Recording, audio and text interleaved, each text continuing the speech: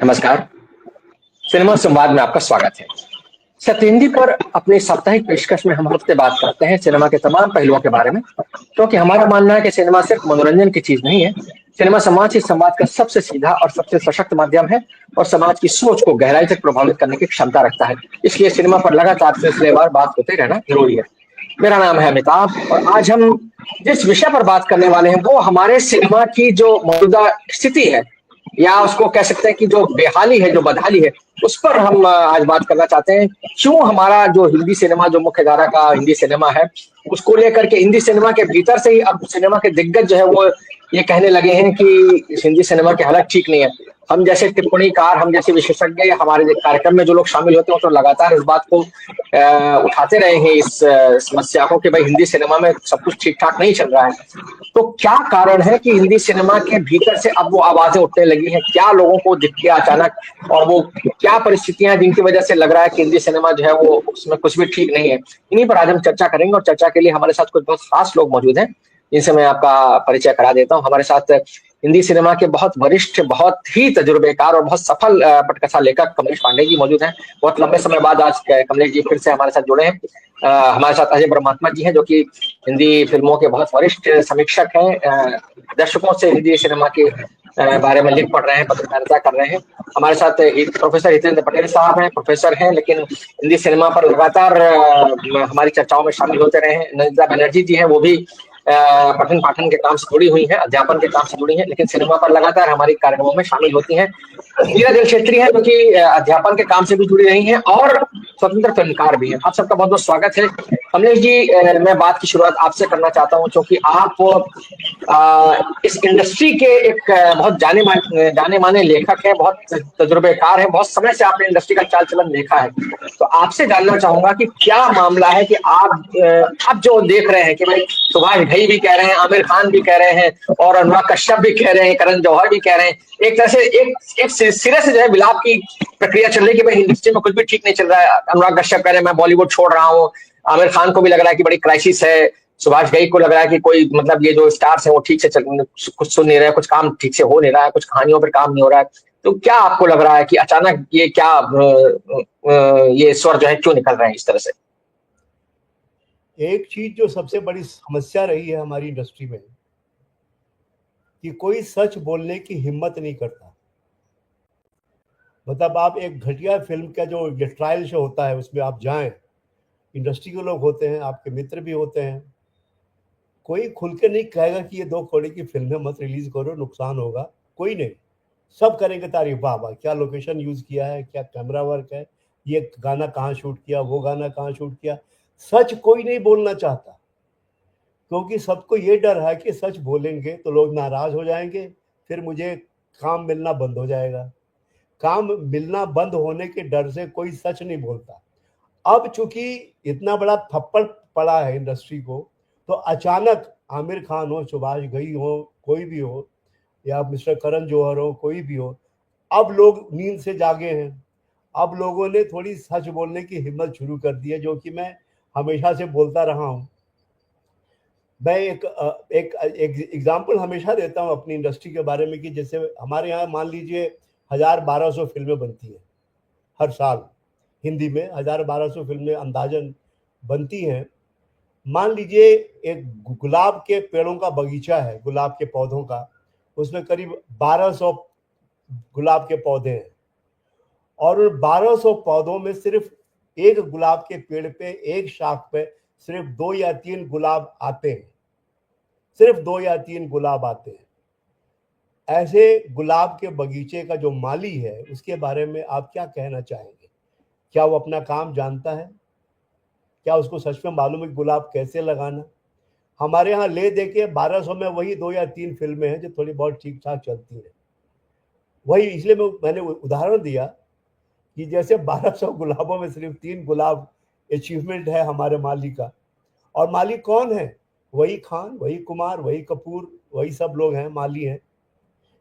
मगर कोई हकीकत का सामना नहीं करना चाहता, क्योंकि और कुछ हद तक इसमें मीडिया भी जिम्मेदार है, दर्शक भी जिम्मेदार है। मैं उनको माफ नहीं कर सकता जो दर्शक है, इंडस्ट्री तो जिम्मेदार है ही। बहाने बहुत ढूंढे जाते हैं कि भाई मल्टीप्लेक्स का ऑडियंस अलग है, सिंगल स्क्रीन का ऑडियंस अलग है, वो जो थोड़ा एस्थेटिक है उनके लिए मल्टीप्लेक्स है, जो थोड़े मास मनोरंजन चाहिए वो सिंगल स्क्रीन वाले अलग हैं। ये दो कौड़ी के आर्गुमेंट अपने आप को धोखा देने के लिए होते हैं और बहुत सालों से दिए जा रहे हैं। जब से ये स्टूडियो आए, जब से कॉरपोरेट जो है हमारी इंडस्ट्री में घुसा, तब से ये उदाहरण दिए जाने लगे।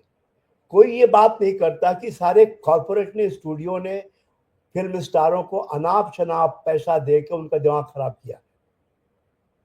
स्टारों के आजकल जो उनकी जो टीम होती है, पीआर टीम, सारा मीडिया, मैं लगभग काफी कुछ मीडिया बिका हुआ है।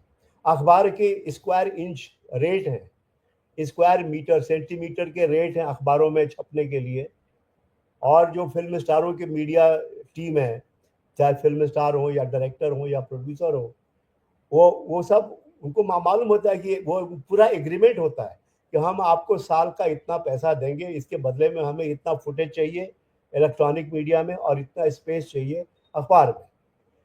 अब एक नया जीव पैदा हो गया है, टैलेंट मैनेजर। जो सुपरस्टार है उनके ये टैलेंट मैनेजर होते हैं, वो एडवाइस करते हैं कि कौन सी फिल्म साइन करनी, कौन सी नहीं करनी, कौन सी आपकी इमेज के लिए ठीक है, कौन सी इमेज के लिए ठीक नहीं है। स्क्रिप्ट की कमबख्त कोई बात नहीं करता, कहानी की कमबख्त कोई बात नहीं करता, सब इमेज की बात करते हैं कि आप ये करेंगे तो अच्छा रहेगा, वो करेंगे। और एंड अप क्या होता है, दो कौड़ी की फिल्में बनती है, 2 दिन 3 दिन चलती है, मैक्सिमम हफ्ता भर चलती है, उसके बाद निकल जाती है।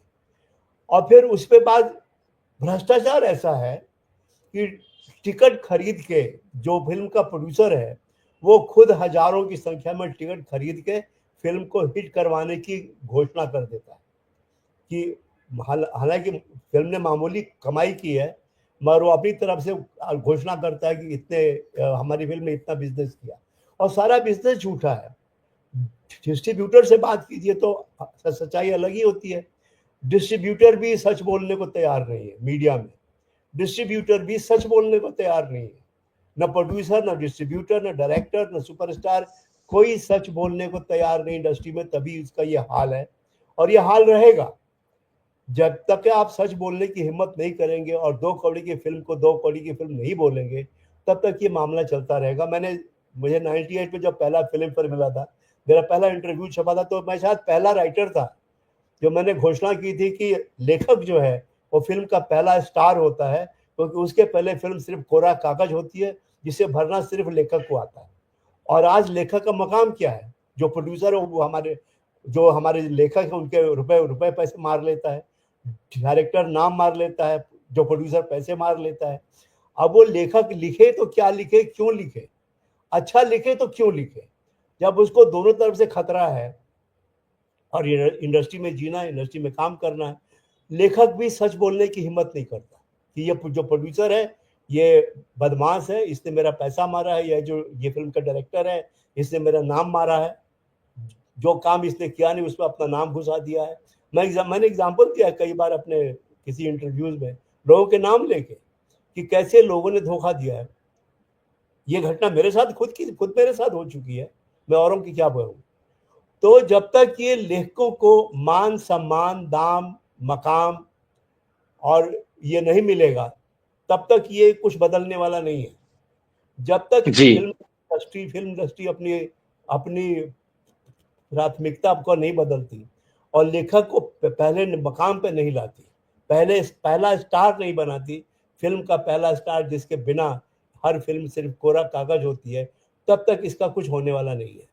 लोग बकवास करते रहेंगे, इंटरव्यू देते रहेंगे, उससे कोई फायदा नहीं होने वाला। जी कमलेश जी, आपने बहुत सही जगह उंगली रखी है। मैं नीरा आपके पास आता हूँ। आपने कमलेश जी की बातें सुनी। कमलेश जी हिंदी सिनेमा के बहुत तजुर्बेकार और बहुत सफल पटकथा लेखकों में से हैं, और तमाम फिल्में जो उन्होंने की हैं, लिखी हैं, उन्होंने मतलब एक तरीके से कहना चाहिए कि बॉक्स ऑफिस पर भी अपना सिक्का जमाया है और लोगों को भी पसंद आई है और उनको सराहा भी गया है।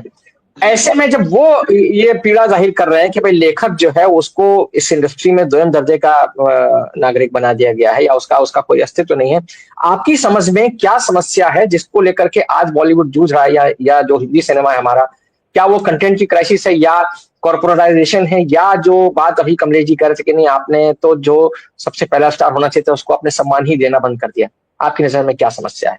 जी, सभी को नमस्कार। और मुझे जो चीज़ लग रही है कमलेश जी की बात सुनते हुए और आज के विषय पर, इससे तो मैं पूर्णतः सहमत हूँ कि हमारे यहाँ सिनेमा में कहानी को स्टार होना था और उस कहानी को कहने वाले हमारे यहाँ स्टार हो गए। तो दरअसल मुझे याद है जब रे ने देवी फिल्म बनाई थी तो उस पर काफ़ी विवाद हुआ था। तो रे ने कहा कि हमारे यहाँ प्रॉब्लम ये है कि हमारा जो दर्शक है वो अपनी एडोलसेंस एज से नहीं निकला है अभी बाहर, और सिनेमा भी एडोलसेंस एज में है। तो अगर ये मैच्योर कहानी नहीं सुनने की ताकत रखता है ये दर्शक वर्ग, तो इसका मतलब ये नहीं कि मैं उनको एडोलसेंस चीजें परोसने लगूंगा, मैं तो वो बात कहूंगा जो मुझे कहनी है। कमलेश जी की बातचीत सुनते हुए मुझे लग रहा है कि जो हमारे यहाँ जिस तरह से ग्रो होना चाहिए था सिनेमा को, खासकर हिंदी सिनेमा को, वो नहीं हुआ। आ, अब अगर हम देखें तो हम 100 साल से ज्यादा वक्त हो चुका है भारत में पहली फिल्म बने। ऐसे में कंटेंट के हिसाब से जितना मेच्योर और जितना रिच सिनेमा को होना चाहिए था, अगर हम इंडिपेंडेंट फिल्म मेकर्स को छोड़ दें और उनके कुछ और कामों को छोड़ दें, तो हम दरअसल इसको मिस करते हैं, बहुत मिस करते हैं। इसकी तुलना में अगर आप जाते हैं तो जो कुछ अच्छी फिल्में साउथ से आनी शुरू हुई हैं, वो हमें लगता है कि बेहतर कहानियां इस समय फिलहाल हम नरेट कर रहे हैं।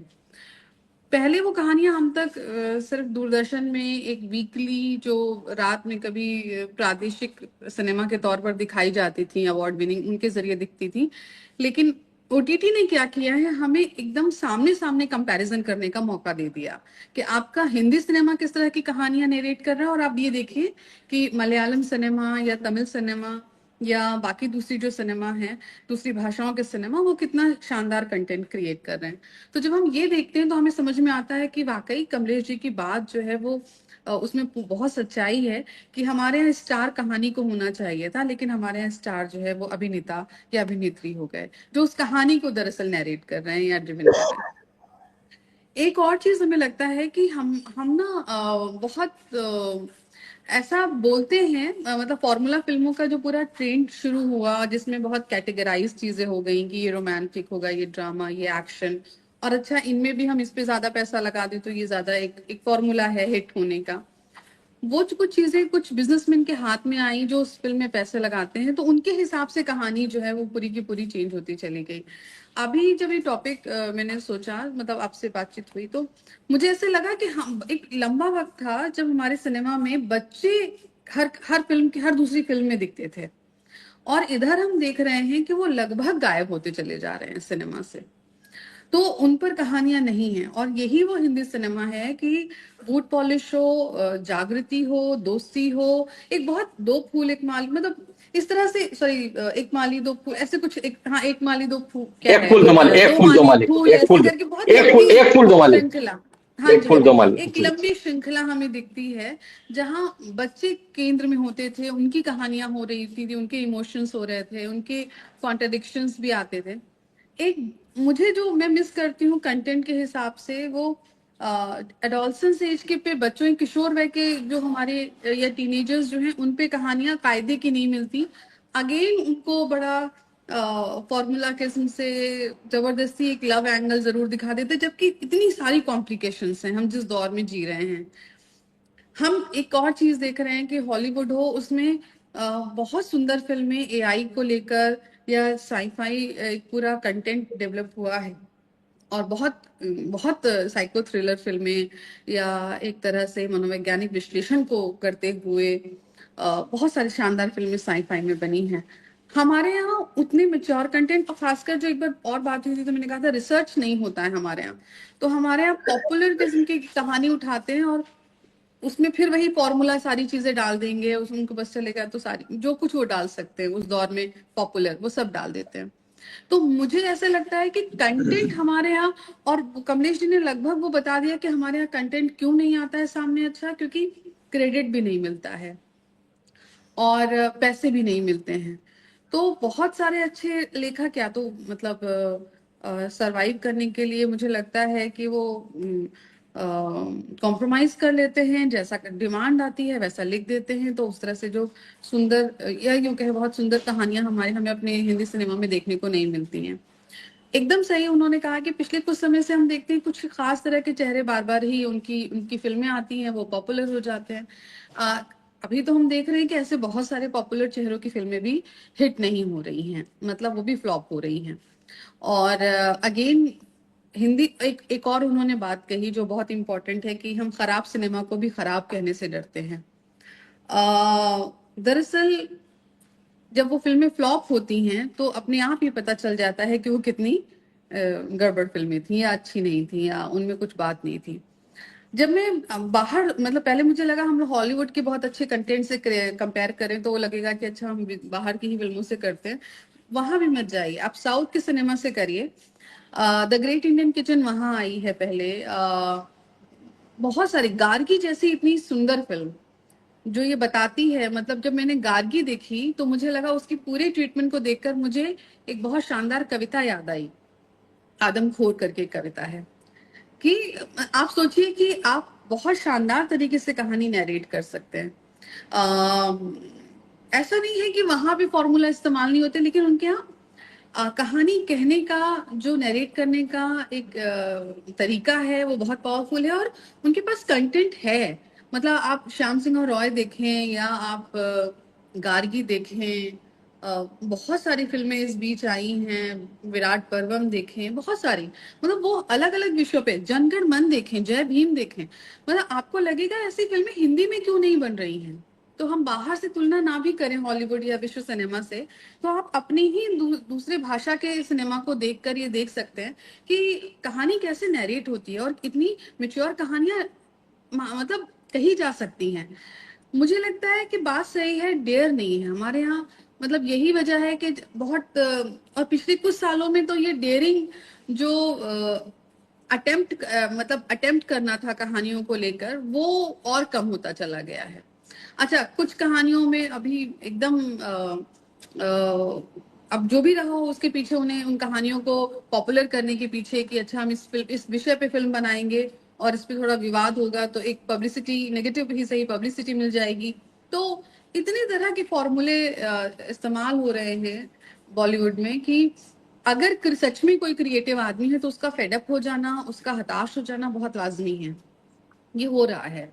और अब हाँ, और बल्कि मुझे लगता है वो हमेशा एक वो होता है ना कि आप रिस्क टेकिंग जो आपका मेंटालिटी है उस वो भी कहीं ना कहीं बहुत मतलब एक्वायर नहीं कर पा रहे हैं वो।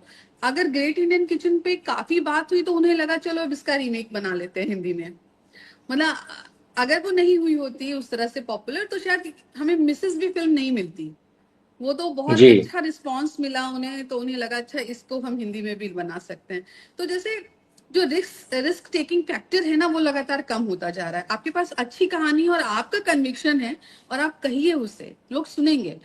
ये पहले के बहुत सारे इंडिपेंडेंट फिल्म मेकर्स में या उस तरह के फिल्म मेकर्स में रहा है। और श्याम बेनेगल का सिनेमा इसी तरह का है, गोविंद निहलानी का सिनेमा इसी तरह का, लोग उस पर बात तो करते ही हैं। उन्होंने एक अटेम्प्ट तो किया ही अपने दौर में। और वही बात है, हर रचनाकार के साथ वही बात है कि आप अपने समय के सच को दिखाने का जोखिम उठाते हैं तो आप याद किए जाते हैं। आपको बिल्कुल। ऐसा नहीं कि लोग इग्नोर कर देंगे। हमारे यहाँ वो सारी चीजें गायब होती चली जा रही है। कंटेंट क्राइसिस जो अनुराग ने कहा एकदम सही बात है कि बहुत दो चार फॉर्मूलों में बंद हो गई हैं चीजें और वो रिपीट होती रहती है रिमेक के नाम पे। सच में वो बात सही है। और ऐसे लग रहा है कि ये क्रिएटिव फील्ड था जहां कहानियां नरेट हो गई थी, पूरी तरह से ये बिजनेस मॉडल हो गया जहां जितना पैसा लगा है उससे ज्यादा कमाना है। और उसमें वो सारे फॉर्मूलाज फिर वो ट्राई कर रहे हैं। ऐसे में कहानी पीछे ढकेल दी गई है, राइटर्स पीछे चले गए हैं, अच्छे लिरिसिस्ट भी पीछे चले गए हैं। मतलब बहुत जी सारी चीजें हुई हैं इस बीच में। तो मुझे ऐसे जी लगता है, और बहुत सारे मतलब बच्चे गायब हो गए हैं, हमारे यहाँ बुजुर्गों को दरकिनार कर दिया गया है। बुजुर्ग पहले फिर भी हमें कहीं ना कहीं बैकग्राउंड में कहीं दिखते थे। मैं अवतार जैसी फिल्म याद करिए, जिसमें राजेश खन्ना और शबाना आजमी ने दो बुजुर्गों की भूमिका, उस आइसोलेशन और उस छोड़ दिए गए, मतलब उनको निग्लेक्ट किए गए बुजुर्गों की कहानी कही थी एक बार में। ऐसे तब, और ये डिजिटलाइजेशन के बाद तो ये अकेलापन और बढ़ा है, लेकिन हमारे यहाँ कहानियां गायब हैं। मतलब हम एक सोसाइटी के तौर पे ज्यादा क्राइसिस फेस कर रहे हैं, लेकिन वैसी कहानियां अब हमारे पास नहीं आती हैं, जी, ये सिनेमा बहुत में अच्छी नहीं बात दिखाई आपने देती कही है। है। जी जी, बस जी, वही। बहुत शुक्रिया, बहुत शुक्रिया। अजय जी, मैं आपके पास आता हूँ। कमलेश जी ने अपने वक्तव्य में एक बहुत अच्छी बात कही थी। वो बहुत, मतलब वो सिनेमा की जो हम इस पर चर्चा कर रहे हैं उसमें उन्होंने फिल्म निर्माताओं और मीडिया का जो एक संबंध है उसके बाद उस तरफ भी इशारा किया था, और उन्होंने ये भी कहा कि भाई जिस तरीके से रेट फिक्स होने लग गए हैं आजकल, या जो कुछ होने लग गया है, तो आपने हिंदी में फिल्म समीक्षा का एक लंबा दौर देखा है, आप स्वयं उसका हिस्सा रहे हैं। किस तरह से पहले पत्रकार या जो भी फिल्म को देखने वाले लोग होते थे वो उसके बारे में, उसके गुण दोष का एक विवेचन करते थे, उसके आधार पर निर्माता, निर्देशक या लेखक, कलाकार सब अपनी अपनी जो कला है उसको मतलब सुधारते थे या उसमें परिवर्तन करते थे जहां जरूरत पड़ती थी। अभी क्या वो बिल्कुल खत्म हो गया है? क्या हम ये मान लें कि नहीं, जो भी मीडिया के नाम पर, यानी जो भी मीडिया में फिल्मों के नाम पर आ रहा है, सिनेमा के नाम पर आ रहा है, वो कुल मिलाकर के एक पेड पे एडवर्टीजमेंट जैसा है, या किसी किसी दूसरे मतलब फॉर्मेट की गुंजाइश बची ही नहीं है? क्या कहेंगे आप? जी, आप सभी को नमस्कार। कमलेश जी और अभी जो नीरा बोल के नीरा, गई, नीरा जी। उनकी कुछ बातों से सहमत होते हुए कुछ बातों से असहमत हूँ मैं। असहमत इस तौर पे हूँ कि मेरा पड़ोसी मुझसे ज्यादा अमीर दिखता है, हम क्यों नहीं अमीर हैं वैसे। और दूसरी बिल्डिंग के लोग देखो कैसे हैं, हमारी बिल्डिंग के लोग ऐसे क्यों नहीं हैं।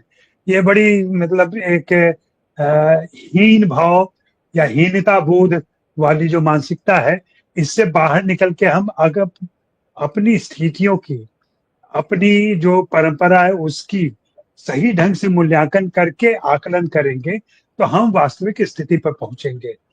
ऐसा नहीं है कि मलयालम में सब अच्छा ही बन रहा है। मैंने पिछले साल इस पर कई बार बोल चुका हूं मैं कि दक्षिण से उतना ही ट्रैश सिनेमा आ रहा है जितना ट्रैश सिनेमा हिंदी से आ रहा है।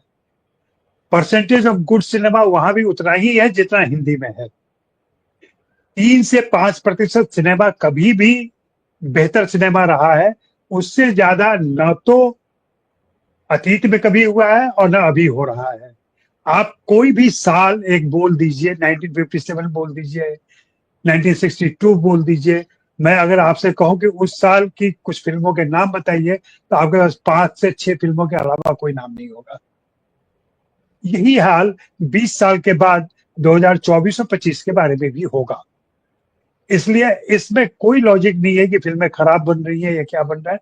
वह मेरी अपनी रीडिंग ये है कि हम लोग एक संक्रांति के दौर से निकले, उस संक्रांति के साथ हम एडजस्ट नहीं कर पाए, न तो तकनीकी रूप से न बौद्धिक रूप से।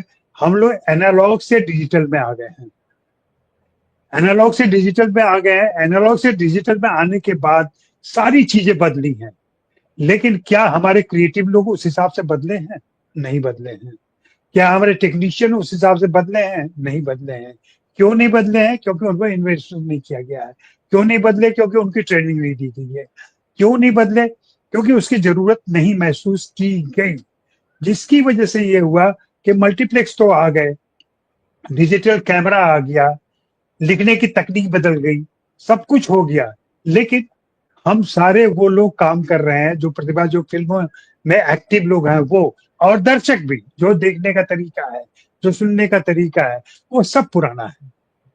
उसमें एडजस्ट नहीं हो पाने की वजह से हमें लग रहा है कि सब जगह एक बदहाली है, सब जगह बेहाली है। और ये सिर्फ दक्षिण और पश्चिम और पूरब और उत्तर की बात नहीं है, ये पूरे सिनेमा की स्थिति है। और विदेशों में भी यही हाल है। जो अंग्रेजी सिनेमा के नाम ले गई पिछले समय नीरा जी, या बार बार वो कोट करती हैं, तो वहाँ रिसर्च होता है, वहाँ ये होता है। ये बस बेसिकली ये है कि अगर आपको अपने सिनेमा के ट्रेडिशन का सही ज्ञान नहीं है तो इस तरह की बातें लगातार आती रहती हैं कि विदेश में सब कुछ चमकीला है, अपने यहाँ तो सब अंधेरा अंधेरा है। ऐसा नहीं है, हम लोग जूझ रहे हैं। हम लोग नई स्थितियों से जूझ रहे हैं। देखिए कि पूरे देश में सिनेमा घर कम हो गए हैं, फिल्में बन जाएंगे तो कहाँ रिलीज होंगी। और ये कहने की बात रह गई कि कभी 1000 सिनेमा बनता था। कमलेश जी, पिछले साल 150 से अधिक फिल्म नहीं बनी है, और ये पिछले 5 साल से ये है कि 200 से ऊपर की लिमिट जा ही नहीं रही है। फिल्में कम बन रही हैं। फिल्में कब बननी, होता क्या था कि पहले खराब फिल्में ज्यादा बन रही थी, चूंकि 1000 बनती थी तो हमें लगता था कि कुछ हो रहा है, एक्टिविटीज हो रही है। अब फिल्में 100 ही बननी है तो खराब फिल्मों की संख्या कम हो गई है, तो वो हल्ला गुल्ला नहीं हो रहा है। तो उसकी वजह से हमें लगता है कि अरे सब कुछ गड़बड़ हो गया, कुछ हो ही नहीं रहा है। फिल्में उतनी ही है। आपने देखी गैंग्स ऑफ, ये अभी सुपर बॉयज ऑफ मालेगांव, एक अच्छी बेहतरीन फिल्म आके गई, लोगों ने नहीं देखा उसको। छावा सब कोई देख रहा है। छावा टेक्निक के हिसाब से और मेकिंग के हिसाब से एक अच्छी फिल्म है, कंटेंट के हिसाब से, अप्रोच के हिसाब से, पॉलिटिक्स के हिसाब से गड़बड़ फिल्म है मेरे लिए, लेकिन बाकी दर्शकों को वो अच्छी लग रही है वो। तो आप पुष्पा 2 के मुकाबले तो बहुत अच्छी फिल्म है छावा, लेकिन हमारे दिमाग में नशा पुष्पा 2 चढ़ गया है, तो हमें लगता है कि नहीं नहीं, जो हो रहा है सो साउथ में हो रहा है। इस मानसिकता से निकलने की जरूरत है, और अपने इलाके के, अपनी भाषा के, अपने जो सिनेमा बन रहा है उसके अध्ययन की जरूरत है। आप सर्च करके देख लें, पिछले मैंने हाल में लिखा था कि पिछले साल हमने 12 बायोपिक बनाए हैं। 12 बायोपिक में से ये सारे वैसे बायोपिक थे जिनको कोई नहीं जानता था, चाहे वो चंदू चैंपियन हो, चाहे वो मैदान के नाम है बोल रहा हूँ, साहिब साहब जो फुटबॉल कोच थे वो हो, या इस कोच। तरीके की फिल्में हैं, या श्रीकांत हो। इस ढंग की फिल्में बन रही हैं। क्या आप देख रहे हैं उन फिल्मों को? नहीं देख रहे हैं। हम सब चकाचौंध से प्रभावित हैं, हम सब उन आंकड़ों से प्रभावित हैं। करप्शन तो पूरी सोसाइटी में है, गरीब पूरा देश हुआ है, जटिलताएं पूरी देश में है, सिनेमा उससे बाहर नहीं है, सिनेमा भी इसी देश में है। तो जो संकट पूरे देश में है, आर्थिक संकट, सामाजिक संकट, राजनीतिक संकट, वो सब कुछ सिनेमा में भी है। इसलिए सिनेमा को बिल्कुल। किसी ऐसे चीज की तरह मत देखिए जो बाहर से बिल्कुल प्रभावित नहीं हो रहा है और वहां कुछ नहीं हो सकता है। ये सब कुछ वही असर है, जिस ढंग से राष्ट्रवाद के नाम पर फिल्में बन रही हैं, ये उसी का असर है। उसमें भी कुछ अच्छी फिल्में आ जाती हैं, कुछ बहुत बकवास फिल्में आ रही हैं। तो उन फिल्मों को हम निशाना नहीं बना रहे हैं कि कहाँ खराब हो रही है। हम इन जनरल एक टर्म लेते हैं कि फिल्में नहीं बन रही है, फिल्में अच्छी नहीं बन रही है। आप बताइए कि फिल्में क्यों नहीं अच्छी बन रही हैं? आप बताइए कि क्यों खराब फिल्मों को प्रधानमंत्री तक बढ़ावा देता है? बताइए सर, आप बताइए ना, आप बताइए बताइए कि क्यों क्यों ऐसी खराब। चीजें हो रही है। हाँ, यही हम चाहते और हैं कि ये आप हो बताएं। रहा है। और वैसे समय सारे मेकर चुप हो जाते हैं, वैसे समय सारे लोग चुप वाहवाही करने लगते हैं, और अब कहते हैं कि नहीं नहीं, जी। ये मेरा काम नहीं है, वो इन लोगों का काम है, दूसरों का काम है, वो जाने। तो बोलने के सब, और जो लोग आज करण जौहर बोल रहे हैं, इस फिल्म इंडस्ट्री को खराब करने में करण जौहर का सबसे बड़ा हाथ है। आज वो बोल रहे हैं, सुभाष घई पिछले 10 साल से फिल्म नहीं बना पा रहे हैं। वो चाहे जो भी लॉजिक दे कि ये क्यों नहीं हो रहा है, क्यों नहीं हो रहा है, लेकिन सच्चाई यही है कि वो फिल्म नहीं बना पा रहे हैं। जो लोग फिल्म बना पा रहे हैं, क्या उनके पास संसाधन है, क्या उनको सोर्सेज है? हिंदी फिल्मों की सबसे बड़ी समस्या क्या है कि यहाँ जो पूंजी निवेश होता है उसमें हिंदी समाज की कोई भागीदारी नहीं है। हिंदी समाज से कोई पैसा हिंदी फिल्म इंडस्ट्री में नहीं लगता है। तो जो लोग पैसा लगाते हैं वो अपने हिसाब से फिल्में बनाएंगे। आपकी सोच, आपकी समझ, आपका समाज, आपकी समस्याएं तभी आएंगी जब आपके यहाँ से इन्वेस्टर आएंगे। आपके यहाँ कोई भी फिल्म के निर्माताओं की लिस्ट देख लीजिए, उसमें कोई इन्वेस्टर हिंदी बेल्ट से आया हुआ नहीं दिखेगा आपको। ये इन चीजों पर कभी बात कीजिए, इन चीजों पर कभी सोचिए। कोई एक्टर आपके यहाँ से नहीं आता है, राइटर्स थोड़े बहुत आते हैं जो हिंदी बेल्ट से आते हैं। तो ये सारी समस्याएं, ये जटिलताएं पैदा एक जगह से नहीं हो रही है, कई सारी जगहों से ये जटिलताएं पैदा हो रही हैं, जो अब सम्मिलित अजय जी। रूप में आकर के उभर जी रही जी, हैं और हमारे सामने दिख रही है। जी, आपने कुछ बहुत दिलचस्प स्थापनाएं की हैं, और मेरे ख्याल में एक तरीके से आपने फिल्म इंडस्ट्री की जो स्थिति है, जिस पर कमलेश जी ने जो वक्तव्य दिया था, जहां से हमारी बात शुरू हुई थी, उसको आपने थोड़ा सा उससे काफी उल्टा रुख लिया। मतलब उसके थोड़ा कहना चाहिए कि कंट्रास्ट में आपने अपना एक स्टैंड लिया है, और इंडस्ट्री को मतलब जिन कारणों से हम बात कर रहे हैं, आपने उस कारणों पर भी सवाल उठाए हैं। मैं हितेंद्र पटेल साहब आपके पास आता हूँ। जो अभी अजय जी ने बात कही कि ऐसा भी नहीं है कि सब कुछ खराब है, सब बहुत ऐसा है। उन्होंने कहा कि साहब आप दूसरों से कंपेयर करते हैं तो ऐसा ही लगेगा। लेकिन अगर आप दूसरों से कंपेयर नहीं करेंगे तो एक कूपमंडूकता वाली स्थिति भी पैदा हो जाती है कि आपको मालूम ही नहीं कि आपके कुएं के बाहर चल क्या रहा है। आप अपने कुएं में मगन हैं और जो हो रहा है सब अच्छा हो रहा है। तो हिंदी सिनेमा में तो ये स्थिति चल ही रही थी पहले से। और जो बात उन्होंने कही कि आपके यहाँ इन्वेस्टर नहीं आ रहे हैं हिंदी समाज से, या अभिनेता या उस तरह से नहीं आ रहे हैं, लेखक जरूर आ रहे हैं। तो ये थोड़ी मुझे इस पर भी मैं थोड़ा चाहूंगा कि आप टिप्पणी करें, क्योंकि हमारे यहाँ जो पैसा लगाने वाला एक वर्ग है सिनेमा में खासतौर से, या किसी भी जगह, सिनेमा में तो ज्यादा ही कह सकते हैं, वो तो शुरू से ही मुनाफे के लिए काम करता रहा है। पहले भी ऐसा होता रहा है कि जो फाइनेंशियल डिस्ट्रीब्यूटर या इस तरह के लोग होते थे वो निर्माता निर्देशक पर दबाव डालते थे कि भाई आप यहाँ पर कैमरे डाल दीजिए, यहाँ पर ये डाल दीजिए, यहाँ ये डाल दीजिए, ताकि फिल्म जय हिट हो जाए। तो आपको क्या लगता है कि ये जो हम जिस समस्या की बात कर रहे हैं फिल्म इंडस्ट्री की, उसका मूल कारण क्या है? कमलेश जी ने अपनी स्थापनाओं में जो बात कही थी उसमें काफी हद तक मुझको लगता है कि हाँ, ये बात है कि लोग सच बोलने से डरते हैं, क्योंकि उनको लगता है कि भाई अगर मैंने फिल्म की बुराई कर दी तो मुझे तो नौकरी नहीं मिलेगी कहीं, मुझे तो कोई काम ही नहीं देगा। चाहे एक्टर हो, चाहे राइटर हो, चाहे सिंगर हो, वो अगर कह दे कि साहब क्या कूड़ा ट्यून्स बन रहे हैं तो फिर उसको कौन गवाएगा। तो ये स्थिति ज्यादा लग रही है। लेकिन फिर आपकी राय में जानना चाहूंगा। नमस्कार, मेरी आवाज सुनाई दे रही है? जी बिल्कुल, बहुत साफ। कमलेश जी और अजय जी दोनों अपने अपने तरीके से ठीक बात कर रहे हैं, लेकिन दो अलग बातें हैं। समाज में जो होगा उसका प्रभाव फिल्म पर भी होगा, हर माध्यम पर होगा। आज पत्रिकाओं का क्या हाल है, अखबारों का क्या हाल है, टीवी का क्या हाल है, हर माध्यम अभी संकट में है। दरअसल हर माध्यम, फिल्म को छोड़ दीजिए, साहित्यिक पत्रिकाओं से लेकर के हर माध्यम, तो उसके कारण समाज में है। और सामाजिक बदलाव के साथ माध्यमों का जो एडजस्टमेंट होता है, अगर वो ना हो तो फिर नए माध्यम आएंगे और फिर चीजें यहाँ से वहां होती हैं। ऐसा हमने देखा है। ये एक बात है। लेकिन मैं लौटना चाहूंगा उस बात पे जहां कमलेश जी ने कहा था कि फिल्म एक माध्यम है और फिल्म में असली शुरुआत होती है लेखक से। मैं इसका समर्थन करता हूं। हमारे बंगाल में एक लेखक हुए हैं जिनका नाम था प्रेमांकुर अतुर्थी। तो प्रेमांकुर अतुर्थी जो थे वो लेखक भी थे, वो फिल्म मेकर भी थे, फिल्म डायरेक्टर भी थे, और उन्होंने बहुत सारी फिल्मों का निर्माण भी किया, मतलब वो डायरेक्शन भी किया था। तो मुझे ये लगता है ना कि हम लोग जो क्रिएटिव लोग हैं या जिनको हम लोग क्रिएटिव लोग समझते हैं, वो अपने तरीके से अपने समय की कथा कहते हैं। कभी वो उपन्यास की शक्ल में कहते हैं, कभी कोई दूसरा माध्यम निकल के आता है तो उसमें कहते हैं। हमारे यहाँ एक बड़ा संकट, क्रिएटिव संकट भी हो गया है, या फिर यूं कहूं कि क्रिएटिव लोगों ने विभिन्न माध्यमों के बीच आवाजाही में कहीं कोई बड़ी गड़बड़ी कर दी।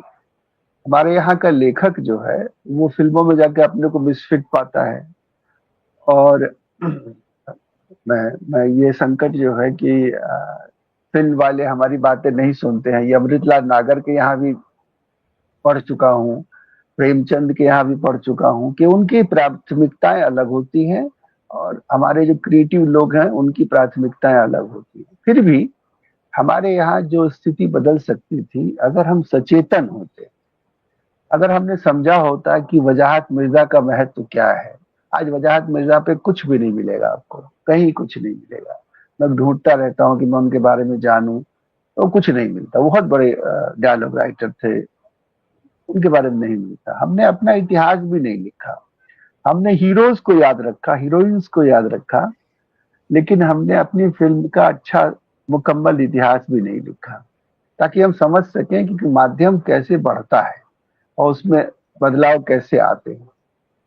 आज की स्थिति पर लौटूं, अजय जी ने बहुत मार्के की बातें कही हैं। हम लोग फिल्म देखना बंद कर चुके हैं, हमारे सिनेमा हॉल सब बंद हो चुके हैं। और हमारे पास आज की फिल्मों के ऊपर रिफ्लेक्ट करने के लिए जो घिसे पिटे डायलॉग हैं और जो उदाहरण हैं वो कुछ इस तरह के हैं जो हम लोग आपसी बातचीत के लिए तो ठीक मानते हैं, जिसमें हम लोग सतीश राय की बात करते हैं, ऋतिक घटक की बात करते हैं, लेकिन वो पास्ट आज के जमाने में, आज के समाज में, आज के ऑडियंस में ये कोई बात अब कोई सुनेगा ही नहीं। बड़ा अच्छा उन्होंने कहा कि छावा जो है वो मेरे लिए अच्छी फिल्म नहीं है, लेकिन वो कौन, पुष्पा से बेहतर फिल्म है। और सब लोग पुष्पा के पीछे पड़े, इसलिए नहीं पड़े कि पुष्पा कोई बहुत बढ़िया फिल्म है, इसलिए पड़े हैं कि उसमें बहुत सारा पैसा आ रहा है। तो जहां बहुत सारा पैसा आ रहा है वहां अगर फाइनेंसर प्रोड्यूसर जाना चाहे तो यह हक है उसको, लेकिन क्रिएटिव लोग कम से कम अपनी बातचीत में तो अपने अपने माध्यम का एक इतिहास हमारे सामने रखेंगे ना। वो भी हम लोग नहीं कर पाए हैं। और दरअसल अभी देखा जाए तो जैसा अतोर्थी की बात कर रहा हूँ, तो अतोर्थी ने अगर फिल्म बनाना छोड़ दिया तो उन्होंने लिखना तो नहीं छोड़ दिया, वो लिखते रहे, उपन्यास लिखा, बहुत सारी चीजें लिखी। तो मैं चाहता हूँ कि जो जो जो जो क्रिएटिव लोग हैं वो अपने समाज की स्टोरी को कहते रहे। फिल्म एक माध्यम है, फिल्म द माध्यम, एकमात्र माध्यम नहीं है। तो हम लोगों को थोड़ा सजग होकर के आगे सोचना चाहिए। तीसरी बात, ये जो सिनेमा की हैसियत है ये कुछ ज्यादा ही हो गई है। सिनेमा का इतना रोल नहीं है। सिनेमा हमारे ऊपर प्रभाव पैदा करता था जब ये एक जनमाध्यम के रूप में हमारे गली मोहल्ले हर जगह था। अब सिनेमा का क्लास कैरेक्टर चेंज हो गया है। अब सिनेमा देखने के लिए ज्यादा पैसे चाहिए और हर आदमी अब सिनेमा देखता नहीं है। सिनेमा उनको टीवी के माध्यम से और दूसरे प्रचार माध्यमों के रूप में प्रभावशाली माध्यम दिखता है।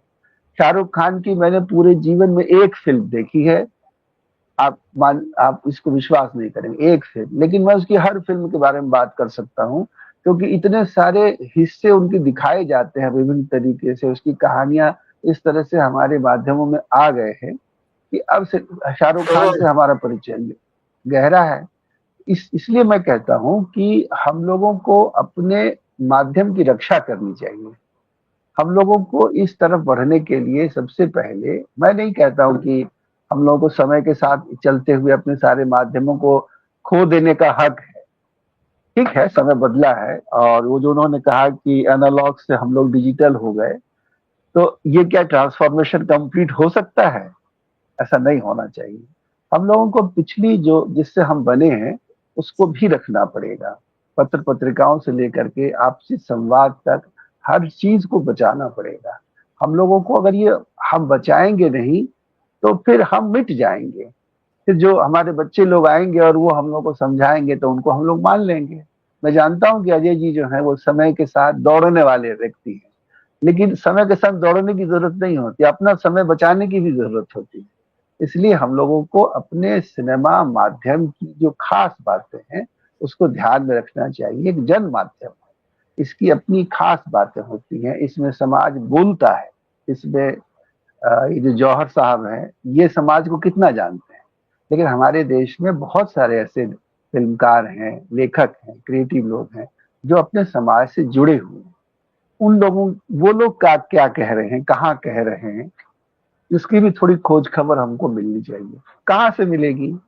ना हम साहित्य पढ़ रहे हैं, ना हम पत्रिकाएं पढ़ रहे हैं, ना आपसी बातचीत को बढ़ा रहे हैं, ना हम फिल्में देखने जा रहे हैं, और हमारे पास बस बैरेज ऑफ क्रिटिसिज्म है। हर माध्यम में के अंत में हम लोगों को कह देना पड़ता है ये जो कॉर्पोरेट आ गया है, ये छा गया है, ये हम लोगों को डिक्टेट कर रहा है, तो करेगा ही।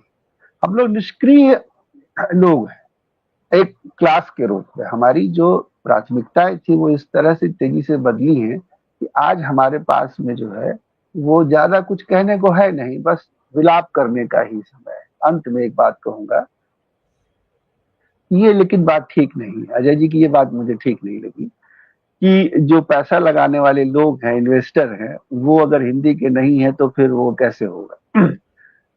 पूरी फिल्म इंडस्ट्री में जो फाइनेंसर्स होते थे वो सब लोग एक खास तरह के लोग होते थे। उनका कोई सिनेमा से कोई बहुत गहरा ताल्लुक हो ये जरूरी नहीं। यहाँ तक कि बंगला में भी आप गौर कीजिएगा कि बंगला के फिल्म की भी जो जो प्रोड्यूसर्स अभी भी हैं, वो अधिकतर लोग, जो नंदिता बैठी हुई हैं उनको पता होगा, अधिकतर पैसा लगाने वाले लोग वो लोग हैं जो जो जो सेठ लोग हैं।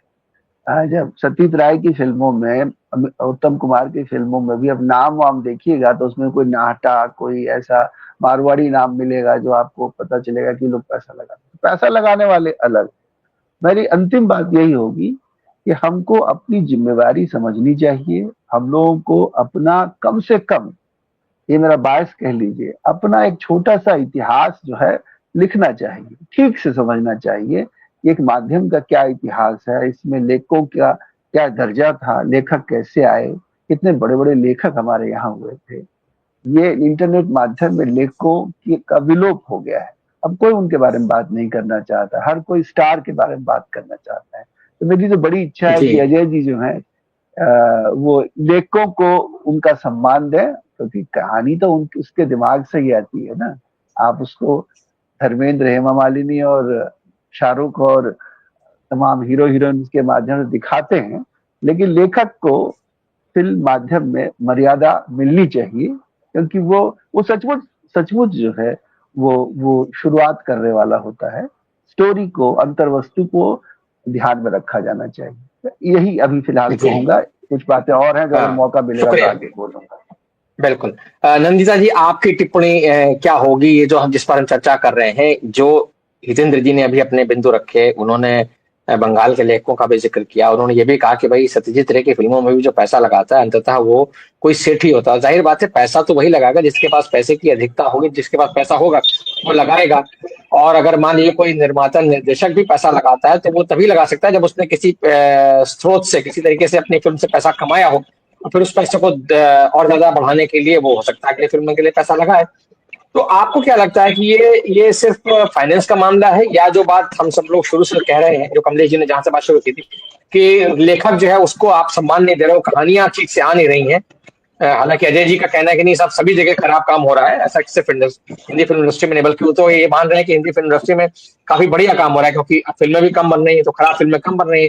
इसका मतलब है कि जो अच्छाई का परसेंटेज है वो ज्यादा बढ़ गया है। आप क्या कहेंगे?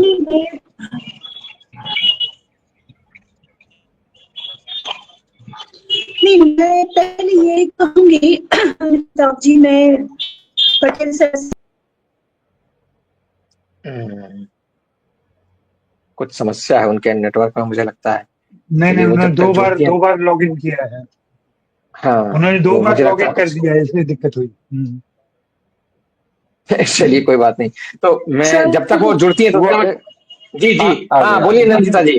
नहीं, हाँ नहीं, मैं ये कह रही थी कि बहुत लोग ऐसे भी थे जिनको फिल्मों से जेन्युइन प्यार था। ये बात नहीं है कि मतलब पैसा तो बहुत लोगों के पास है, पैसा इन्वेस्ट करने का जगह भी काफी सी जगह है, हाँ, लेकिन फिल्मों में जो लोग इन्वेस्ट कर रहे हैं इसका मतलब ये सिर्फ नहीं है कि वो पैसे के वजह से कर रहे हैं। बहुत लोग हैं जो वो एस्थेटिकली वैसे फिल्मों से, वो मीडियम से भी अटैच थे। और फिर जैसे आप लोगों ने वो लेखक के बारे में बताया ना, तो सलीम जावेद की स्टोरी हमारे सामने ही है। तो सलीम जावेद तो पहले वैसे लेखक थे जिनको इतना सम्मान मिला, उन लोगों के लिए अलग से मतलब पोस्टर में उनका नाम दिया जाता था। हाँ, तो लेखक का जो भूमिका है वो बिल्कुल नेग्लेक्टेड है, बिल्कुल इग्नोर है, ऐसा मुझे नहीं लगता। साहित्य में सर के साथ अभी हम लोगों ने परिषद गए हुए थे, वहाँ पर साहित्य और सिनेमा को लेकर हम लोगों में बहुत चर्चा हुई। लास्ट संडे ऐसा हुआ था जब आप लोगों का प्रोग्राम चल रहा था, तो मुझे ऐसा लगता है कि इन दोनों में बहुत गहरा संबंध है और कंटेंट नहीं है सिनेमा में जो आप लोग कह रहे हैं। मैं इससे बिल्कुल सहमत नहीं, मेरे क्या कंटेंट है। उनके नेटवर्क में समस्या है। कोई बात नहीं, वो जब जुड़ेंगे तो हम उनसे उनकी राय जान लेंगे। कमलेश जी, आपके पास वापस लौटता हूँ, क्योंकि घूम फिर करके बात जो है वो यहाँ पर आ गई कि भाई इंडस्ट्री में जो है वो जो कुछ पहले से चल रहा है उसमें थोड़ा बहुत तब्दीली जरूर आई है, लेकिन कुल मिला करके फिल्में अच्छी बुरी अभी भी बन रही हैं, जैसा अजय जी का कहना है। और एक परसेंटेज है कि भाई अच्छी फिल्में ज्यादा हो सकती हैं या कम हो सकती हैं, या बुरी फिल्में, क्योंकि सभी जगह मलयालम हो या कहीं और सिनेमा हो या इवन वेस्ट का सिनेमा हो, वहां भी खराब फिल्में बन रही हैं। लेकिन वहां शायद इस तरह की क्राइसिस नहीं है, या उस तरह की क्राइसिस से हम परिचित नहीं है, या हमारे जो समाज है, मीडिया है, जो फिल्म इंडस्ट्री है, उसको उस क्राइसिस से उतना असर नहीं पड़ रहा है। आपको क्या लगता है कि क्या ये जो चीजें हैं, क्योंकि फॉर्मूला फिल्में तो पहले भी बन रही थी सर, आप खुद उस इंडस्ट्री का हिस्सा हैं, और फॉर्मूला एक तरीके से कहा जाए तो अगर कोई फिल्म सफल हो जाती है तो उसी की नकल में बहुत सारी फिल्में बनने लगती है, ये आपसे बेहतर कौन जानता है। ऐसे में क्या चीज है जो आपको लगता है कि क्या कोई इलाज क्या हो सकता है? क्या आपको लगता है कि लेखकों को और ज्यादा संगठित होकर के अपनी बात रखनी चाहिए, या कहीं ना कहीं ऐसा होना चाहिए कि भाई ये जो कॉर्पोरेट कल्चर हावी हो गया है, जहां पर कि आपने सिर्फ ये देखना शुरू कर दिया कि भाई एक्टर को आप एक ब्रांड की तरह देखते हैं, यानी आप अच्छे एक्टर हैं या नहीं, लेकिन आपका ब्रांड अगर सक्सेसफुल है तो आप फिर आप छाए रहेंगे। क्या लगता है आपको? पहली बात ये कि फिल्म हम बनाते किसके लिए है। पहली बात ये कि हम फिल्म बनाते किसके लिए। क्या ये फिल्म जो बनती है, क्या फिल्म रिव्यूअर के लिए बनती है, या फिल्म पत्रकारों के लिए बनती है, या कुछ खास सुपरस्टारों की इमेज को जिंदा रखने के लिए बनती है? किसके लिए बनती है? फिल्म बनती है आवाम के लिए, आम जनता के लिए, जो शायद उतनी लिखी पढ़ी ना हो, उतनी सुसंस्कृत ना हो, उतना ज़्यादा उसका वो अनुभव ना हो, फिर भी है वो वही देखती है, पैसा देके देखती है। दूसरी बात ये कि हमारी ऑडियंस जो है, हमारे दर्शक बहुत उदार हैं। अगर उदार नहीं होते हमारे दर्शक, तो इतने सालों में, इतने दशकों में 2-2 कौड़ी की फिल्मों को भी हिट नहीं करते। हमारे दर्शक इतने उदार हैं कि जहाँ भी थोड़ी सी भी अच्छाई दिखे उसको हिट कर देते हैं, थोड़ी सी भी। अब जैसे एनिमल हो या और दूसरी फिल्में हो, या छावा हो, या फिल्म कबीर सिंह हो, क्या है उन फिल्मों में? एक तो ठीक है, राष्ट्रवाद की बात मैं नहीं करूंगा, उसमें फिर वो बात आगे बढ़ जाएगी, मगर एक जो कन्विक्शन है, चाहे एनिमल हो, चाहे वो फिल्म कबीर सिंह की, एक हिम्मत, चाहे वो संदीप वांगा ने हिम्मत की ऐसा किरदार खड़ा करने की, जो हमारी फिल्मों में आज तक कभी आया नहीं था। और आम तौर पे अगर वो किरदार हमारे सामने होता, हमारे समाज में होता, हम उससे नफरत करते, उससे अपनी दूरी रखते, पर अचानक वो किरदार हीरो की तरह आता है और इतने कन्विक्शन से आता है। और ये मानना पड़ेगा, ये फिल्म भले आप फिल्म की सेंसिबिलिटी से राजी हो या ना हो, मगर ये मानना पड़ेगा कि फिल्म मेकर जिस कन्विक्शन से उसके किरदार को गढ़ा है, और उस फिल्म की जो कामयाबी है उसका मतलब वही है, उसकी वजह वही है। तो एक जो फिल्म मेकिंग का जो कन्विक्शन है कि आप जो बनाने जा रहे हैं उसमें आपका कितना कन्विक्शन है, आप किसके लिए बना रहे हैं, आप किसके लिए बना रहे हैं। क्या स्टूडियो को खुश करने के लिए स्टूडियो ने कुछ रख दी होगी शर्तें कि हमें ये बड़ा एक्टर चाहिए, हमें ये डायरेक्टर चाहिए, हमें फला ये चाहिए, फला वो चाहिए। आप बना किसके लिए रहे हैं?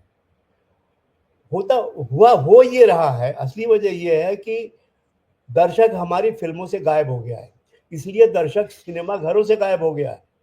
सच्चाई ये है, दर्शक हमारी फिल्मों की कहानियों से गायब हो गया है, फिल्मों के स्क्रीन प्ले से गायब हो गया है, फिल्मों की मेकिंग से गायब हो गया है, इसलिए दर्शक सिनेमा घरों से गायब हो गया। और अगर वो सिनेमा घर नहीं जा रहा तो आपको शिकायत करने का कोई हक नहीं है, क्योंकि आप दर्शक को भूल गए हैं। आप अपनी ईगो ट्रिप में फंसे हैं कि बस मैं तो फला फला हूं, मैं जो बनाऊंगा वो आप देखेंगे, नहीं तो जाएंगे कहाँ, झक मार के देखेंगे। मेरी फिल्म ईद पे आएगी, दिवाली पे आएगी, न्यू ईयर पे आएगी, 26 जनवरी पे आएगी, आप देखेंगे नहीं तो जाएंगे कहाँ? हमको मालूम है आप देखेंगे, क्योंकि आपकी आस्था वहाँ जुड़ी हुई है। दिवाली हो या दशहरा हो या न्यू ईयर हो या ईद हो, जो भी हो, आप इसलिए जाके देखते हैं क्योंकि वो आपकी आस्था जुड़ी हुई है, इसलिए नहीं कि वो फिल्म अच्छी है, इसलिए नहीं कि वो फिल्म अच्छी है। तो सवाल ये है कि आप आखिर फिल्म बना क्यों रहे? पहले फिल्में बनती थी। अभी आज सोच के ताज्जुब होता है कि पहले स्टंट फिल्मों का अपना ऑडियंस हुआ करता था और वो भी बहुत बड़ी हिट हुआ करती थी। लक्ष्मीकांत प्यारेलाल जो बाहर आए, स्टंट फिल्मों से निकले हैं। वो स्टंट फिल्मों ने आर्ट लेखक दिए हैं, गीतकार दिए हैं, संगीतकार दिए हैं, अभिनेता भी दिए हैं स्टंट फिल्मों ने। संजीव कुमार पहले स्टंट फिल्मों में ही थे। मैथोलॉजिकल फिल्मों का अपना ऑडियंस था। मैथोलॉजिकल फिल्में हिट होती थी, बच्चों की फिल्में हिट होती थी, बच्चों की फिल्में मेन स्ट्रीम में आके हिट होती। चाहे हम किसी ने जिक्र किया हम पंछी एक डाल के, जागृति और एक दो और फिल्मों का। मुश्किल ये हुई कि अब ऑडियंस काफी बदल गया है। अभी ऑडियंस उतना डिवाइडेड नहीं है। ऑडियंस कुछ हद तक इसके वजह जो मीडिया है, माध्यम है, वो भी एक वजह है। चाहे वो इंटरनेट हो, इलेक्ट्रॉनिक मीडिया हो, सेल फोन हो, जो भी हो, ऑडियंस का एक मिला जुला रूप हो गया है। उसमें आपस में जो डिफरेंसेस थे कि मुझे मैथोलॉजिकल पसंद है या स्टंट फिल्में पसंद है या फला पसंद है, वो सब खत्म हो गया है। अब ऑडियंस एक हो गया है, मगर वो ऑडियंस की जो मानसिकता है, उसकी जो भावनात्मक जो उसकी जो अप्रोच है, वो अभी भी वही है। मगर वो चीज़ किसी के ख्याल में नहीं आती कि आजकल ऑडियंस चाहता क्या है, ऑडियंस को कैसे समझे, ऑडियंस को क्या लेके जाएं। तो फिर लोग जिसे आप फार्मूला कहते हो, फार्मूला कोई आसमान से नहीं उतरा है। वो फार्मूला भरत मुनि के नाट्य शास्त्र से आया है, आसमान से नहीं आया है, कि किसी लेखक की वजह से नहीं आया है। वो हमारे यहाँ हमारे लोक नाट्य में हमेशा से रहा है। वो फार्मूला हमारे लोक नाट्य में जहाँ से हमारी फिल्में निकली हैं, वो हमेशा रहा है। और वो फार्मूला कहीं जाने वाला नहीं है, क्योंकि उसका संबंध हमारे देश की जो आवाम है, आम जनता है, उसके मानसिक भावनात्मक जो जुड़ाव है, जो उसकी जड़ें हैं, रूट्स हैं, उससे लगा हुआ है। और वो फार्मूला कहीं जाने वाला नहीं। सवाल ये है कि उस फार्मूले को आप किस ढंग से इस्तेमाल करते हैं। वही फार्मूला एनिमल में भी इस्तेमाल हुआ, साउथ की और फिल्में भी, चाहे वो राजमौली की फिल्म हो या फिल्म पुष्पा हो, वही फार्मूला हर जगह इस्तेमाल हुआ और इस कन्विक्शन से इस्तेमाल हुआ है और इस ढंग से इस्तेमाल हुआ है कि उसमें नयापन लगता है कि अरे बात तो वही है, मगर देखो अब आप एनिमल को ही लें, कहानी वही है जो महाभारत की कहानी है। कहानी जो महाभारत की कहानी है कि जो एक बाप है और उसका एक भाई है, वो बाप ने भाई का हक मार लिया, तो भाई का जो बेटा है अपना हक लेने के लड़के वो हक लेने खड़ा हो गया। कहानी तो वही है, कहानी महाभारत की है एनिमल की, मगर कन्विक्शन है कि जिस ढंग से उसे पेश किया गया, उस कहानी को जिस व्याकरण में, जिस लुक में, जिस स्टाइल में, और खासतौर से उस हीरो को पेश किया गया। और जाहिर है कि वो हीरो के लिए जो काम किया रणबीर कपूर ने बहुत अच्छा काम किया, ये तो मानना पड़ेगा। तो ये जो कन्विक्शन है ये मिसिंग है, और आवाम की समझ, उसकी मानसिक भावनात्मक समझ जो है वो कहाँ पे खड़ा है, वो किस मुकाम पे खड़ा है, उसकी समस्याएं क्या है, उसके इश्यूज क्या हैं, कौन सी चीज उसे खुश करती है, कौन सी नाराज करती है, उसकी उम्मीदें क्या है, उसकी होप क्या है, उसकी तकलीफ क्या है, उसकी बेवकूफियां क्या है, उसकी मजबूरियां क्या है। जब तक इसका आपको अंदाजा नहीं होगा आप नहीं कर पाएंगे। मगर ये अंदाजा स्टूडियो को नहीं होने वाला। स्टूडियो के पास कोई ऐसी कोई सुविधा है ये जांचने की? उनके पास ना सुविधा है, ना वो जानना चाहते हैं, वो जानना भी नहीं चाहते। और वो एक अच्छी बात कही अजय ने कि जो भाषा का सवाल है, वो भाषा कहीं तक सही है, क्योंकि हिंदी फिल्म की सारी बातचीत अंग्रेजी में होती है, सारा डिस्कशन अंग्रेजी में होता है बिटवीन वो, चाहे वो डायरेक्टर हो, एक्टर हो, राइटर हो, फिल्म की सारी बातचीत अंग्रेजी में होती है। हिंदी की खाते हैं, अंग्रेजी में बात करते हैं, अंग्रेजी ही माध्यम बन गई हिंदी फिल्मों का। वो एक सवाल है बहुत बड़ा, और वो सवाल सही है। मगर अजय जी, आपकी सूचना के लिए आपको बता दूं कि बहुत से जो ये गुटखा मैन्युफैक्चरर हैं, सब हिंदी वाले हैं। गुटखा बनाने वाले या मसाले बनाने वाले जिनके पास अपार पैसा है, कैश का जो पैसा है ना, अपार है, और वो अपना पैसा लेके बॉम्बे आते हैं, और उनको कोई बेवकूफ़ मिल जाता है उल्लू बनाने वाला कि चलो हम आपको शाहरुख खान के साथ बिठा के आपको चाय पिलवा देंगे, खाना खिलवा देंगे शाहरुख के साथ। अपना उसकी बेचारे उसी में खुश हो जाता है। उसके लिए अचीवमेंट ये है कि उसकी फोटो छिप गई शाहरुख के साथ। कितना भी बड़ा बिजनेसमैन हो, हजारों करोड़ का बिजनेस है उसका, उसको कोई नहीं जानता देश में कि इतना बड़ा बिजनेसमैन है, पर एक फोटो छिप जाती है शाहरुख के साथ उसकी, ही बिकम्स ए फिल्म प्रोड्यूसर, या किसी एक्टर के साथ, या कहीं किसी बड़े के साथ। तो ऐसे हमारे इंडस्ट्री में ऐसे लोग भी बहुत हैं, बल्कि मैं कहूँगा काफ़ी लोग हैं जिनका जो फिल्मों में फिल्म के लिए नहीं है, फिल्मों में फिल्म के लिए नहीं, उनको जो मंथली भरनी है EMI उसके लिए फिल्मों में है, फिल्मों में पैसा है, ग्लैमर है, शोहरत है, आराम से मिल जाती है शोहरत, उसके लिए है। फिल्मों में फिल्म के लिए बहुत कम लोग हैं, इसीलिए कन्विक्शन नहीं है। कन्विक्शन जी। तभी आता है जब आप फिल्म में फिल्म के लिए होते हैं, कि सिनेमा बहुत शुक्रिया। सिनेमा के लिए। जब तक वो जी बात जी नहीं कमलेश होगी, जी, जब तक वो दीवानगी नहीं होगी, अब दुकानदारी बहुत है, दीवानगी बिल्कुल नहीं है। ये बहुत अच्छी बात आपने कही, दुकानदारी बहुत है, दीवानगी नहीं है। मैं अजय जी आपके पास आता हूँ संक्षिप्त टिप्पणी के लिए, जो बात अभी नहीं जहां नहीं, कमलेश जी ने छोड़ा है। नंदिता जी आ गए, नंदिता जी से सुन ले। हाँ। नंदिता जी आपकी बात अधूरी रह गई थी, आप अपनी बात कृपया पूरी कर लें संक्षेप में, लेकिन आपकी बात तो समय अधूरी रह गई मेरा थी। कुछ नेटवर्क का इश्यूज चल रही थी। नहीं, कोई बात नहीं। अभी मैं बहुत होपफुल हूँ सिनेमा के बारे में और कंटेंट के बारे में। मुझे लग रहा है कि इंटरेस्टिंग फिल्में, एक्सपेरिमेंटल फिल्में, बहुत इंटीमेट स्पेस में फिल्में बन रही है। हाँ, अभी मैंने फिलहाल एक फिल्म देखी है, मेहता एंड बॉयज, बोमन ईरानी का बनाया हुआ फिल्म था। जी वेब्स, हाँ, वो नेटफ्लिक्स पे मैंने अभी रिसेंटली देखी है। तो बहुत ही सारी फिल्में मतलब ये बात नहीं है कि इसका इतना डिजेनरेशन मैं नहीं सोच रही हूँ। और मुझे और एक चीज मुझे याद आ रही है कि जैसे मिडिल सिनेमा की भी तो एक दौर था, जैसे ऋषिकेश मुखर्जी, बासु चैटर्जी, इनके बनाए हुए जो फिल्मों का जो दौर था, उसमें हम लोगों ने हर वक्त देखी है कि हीरो और हीरोइन कुछ काम करता है, कोई स्टेनोग्राफर है, या कॉलेज में पढ़ाती है, या स्कूल में पढ़ाती है, कुछ ना कुछ करती है, कुछ ना कुछ। एक दिल्लगी नाम की एक फिल्म बनी थी, हेमा मालिनी केमिस्ट्री की टीचर थी और धर्मेंद्र संस्कृत का प्रोफेसर। तो बहुत ही इंटरेस्टिंग, बहुत ही कॉमेडी था, जो इतनी इंटेलेक्चुअल फिल्म शायद नहीं था, लेकिन अच्छा फिल्म था, अच्छा कंटेंट था उसमें। तो इसीलिए मुझे ये सब बिल्कुल नहीं लगता कि कंटेंट कम होते गए। मेरे ख्याल से कंटेंट इज बीइंग कंसिस्टेंटली ये है। और लेखक का जो अपना जगह है, जैसे अभी जो जूही, मैं उनका पूरा नाम मुझे याद, Reema Kakati is one of the, Reema Kakati, हाँ, ये लोग तो काम कर रही है। जोया अख्तर जैसे कर रही है। जिंदगी ना मिलेगी दोबारा, उससे पहले दिल चाहता है बनी थी। हो सकता है कुछ बाहर की फिल्मों का इन्फ्लुएंस है उसमें, लेकिन रोड मूवीज तो हमारे यहाँ बनते गए। बहुत सारे क्लासिक्स रोड मूवीज, जैसे लास्ट राइडर, और रिसेंटली हमने किंग, तो ये सब फिल्मों, काफी सारे फिल्में ये सही है कि वेस्टर्न फिलोसफी, वेस्टर्न फिल्मों से प्रभावित है हमारे यहाँ, और उनसे हमारी कुछ एडेप्टेशंस भी है। गाने का तो बहुत है, म्यूजिक का इतने, मतलब जितना कहो उतना कम है, इतनी ज्यादा है बापी लहरी के दौर पे। लेकिन मेरे ख्याल से ये बातें हैं, और बाकी जो डिजेनरेशन है वो तो हर जगह पे है, और cinema is a reflection of the society.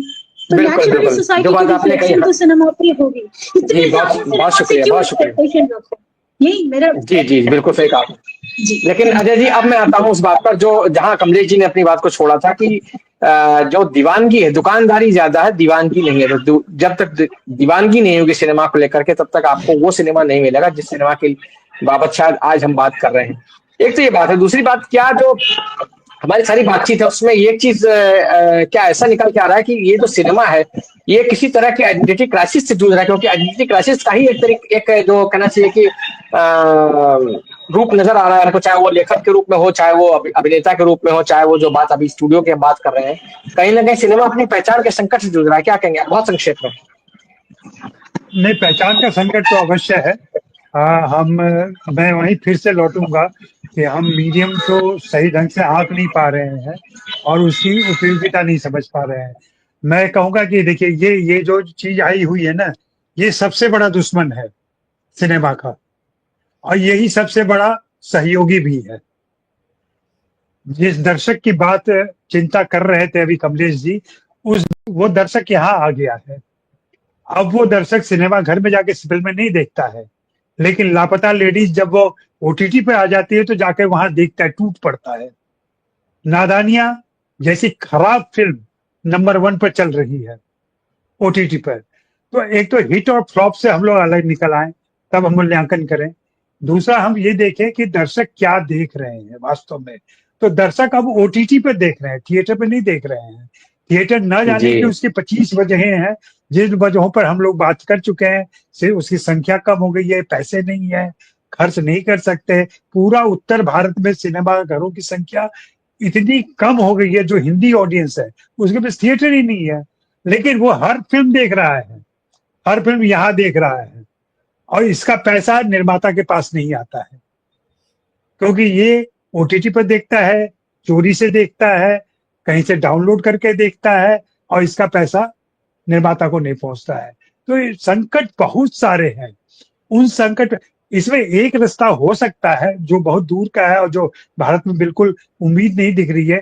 जैसे फ्रांस है, फ्रांस के स्टेट की तरफ से ऐसी कोशिश की जाती है कि अच्छी फिल्में बने। अपने यहाँ एनएफडीसी था, वो भी खत्म कर दिया गया। स्टेट की जो फिल्म पॉलिसी आई है, वो लोग अपनी कोई फिल्म बनाने की दिशा में नहीं बढ़ते हैं। वो सलमान खान आ जाए तो 25 करोड़ दे देंगे, वो अनुपम खेर आ जाए तो 20 करोड़ दे देंगे। उनकी अपनी कोई स्टेट पॉलिसी नहीं है कि लोकल टैलेंट को आगे बढ़ाने के लिए सत्यजीत रे को फिल्म बनाने के लिए पैसे मिले बंगाल सरकार से, तब जाकर के सत्यजीत रे फिल्में बना पाए।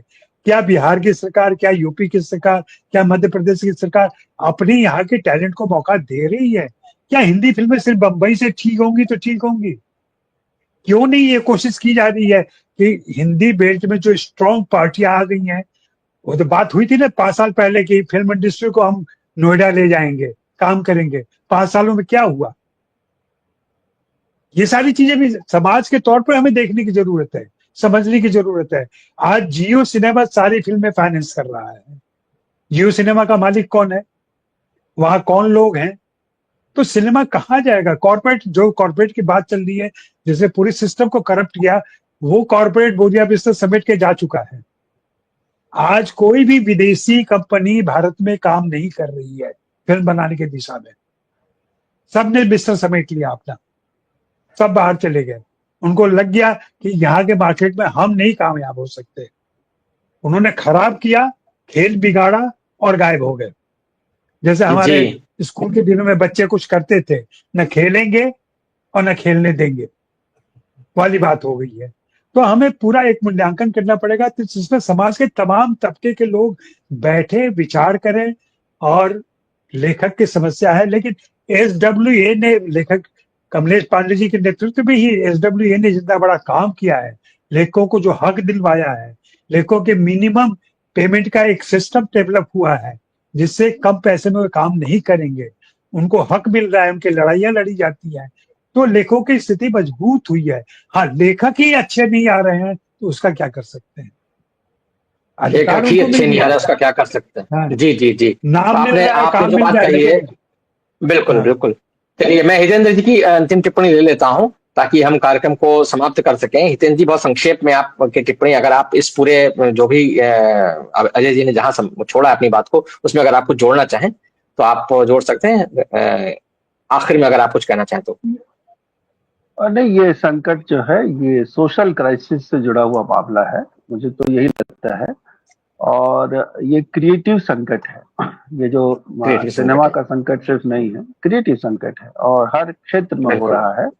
हमको अपनी दुनिया अगर बचानी है तो हर फ्रंट पर लड़ना पड़ेगा। मुझे लगता है कि फिल्म की अंदरूनी बातें जो यहाँ चर्चा में आई वो अपनी जगह हैं, लेकिन मुझे क्रिएटिव संकट ही सबसे बड़ा संकट दिखलाई दे रहा है। बिल्कुल बिल्कुल, आपने जो बात कही है वहीं पर, उसी बिंदु पर अपनी आज की बातचीत को खत्म करते हैं। हालांकि ये बातचीत ऐसी है जिस पर हम कई एंगल्स से लगातार चर्चा कर सकते हैं, जैसे कि अब जो फिल्म स्टार्स आ रहे हैं, उनका जो मुख्य रूप से जो बात कमलेश जी ने कही थी, दुकानदारी और दीवानगी वाला, तो अगर दीवानगी नहीं है, पैशन नहीं है किसी एक्टर में, उसको मालूम है कि मैं पैसा तो ब्रांड मतलब एडवर्टाइजमेंट करके भी कमा सकता हूँ, मुझे क्या जरूरत है अच्छी एक्टिंग में अपनी मतलब मसल्स को जो है मजबूत करने के लिए, तो वो उस तरह से भी हो रहा है। और आपके जो सुपरस्टार्स वाला एक जो था, जो कि चार्म था, जो कि दर्शकों को खींच करके लाता था, मुझे लगता है वो धीरे धीरे वो भी खत्म हो रहा है। और जो आपकी लास्ट तिकड़ी है, जो कि अब आमिर खान अभी 60 साल के हो गए, शाहरुख खान और सलमान खान भी 60 साल के हो ही जाएंगे इस साल, उसके बाद जो है आपका जो नया कोई एक जो आइकन उभरना चाहिए वो शायद अभी नहीं उभर रहा है, या वो जो भी लोग उभरे थे वो उनकी यात्रा जो है वो बीच में थम सी गई कहीं। तो वो कहीं ना कहीं वो भी एक संकट है दर्शक के लिए। दर्शक जिस तरीके से जिन कारणों से आते हैं और इस पर कई किस्तों में बातचीत की जरूरत है। बहरहाल आज की बातचीत के लिए आप सबका बहुत बहुत धन्यवाद। दर्शकों का भी शुक्रिया कि उन्होंने बहुत सब्र के साथ इसको देखा सुना। हम फिर किसी नए विषय के साथ हाजिर होंगे, तब तक के लिए धन्यवाद, नमस्कार।